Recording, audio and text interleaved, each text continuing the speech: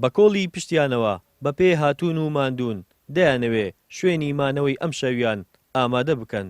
گروپی شاخەوانی هەڵۆ خەریکی ئامادەسازین بۆ سەرکەوتن بەسەر لووتکەی چیای حەساری سەکران و چیای سێچێڵ.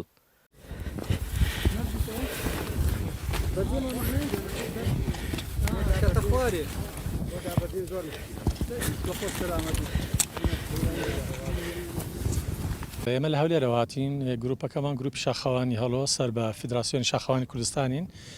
لە 2014 دامەزرایە نزیکەی 150 ئەنداممان هەیە تیمەشی تایبەتی 20 کەسیمان هەیە تیمی تایبەت مەبەست لە تیمی تایبەت ئەوەیە کە ئەوانەی دەڕۆنە لووتکە زیاتر لووتکە بەرزەکان وەکو ئەوەی ئێستا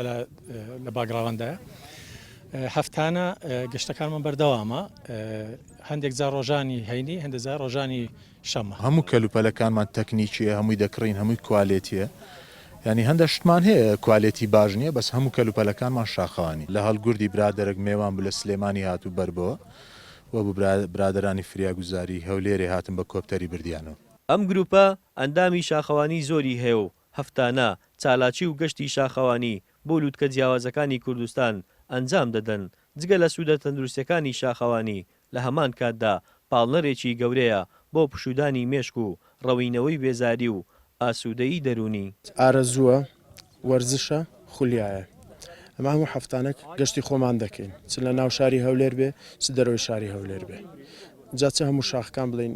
چ هەڵگورد بێ حەسەنبەک بێ ئەو گەشتانەمان هەمووی کردووە بە سەرکەوتوی لە خاوزاری ئێمە ئەندامی کردبوو شاخەوانی هەڵۆ لە هەولێرەوە هاتوینە ئەم سۆ کەمپینێک لێرە دەکەین دەمینێنەوە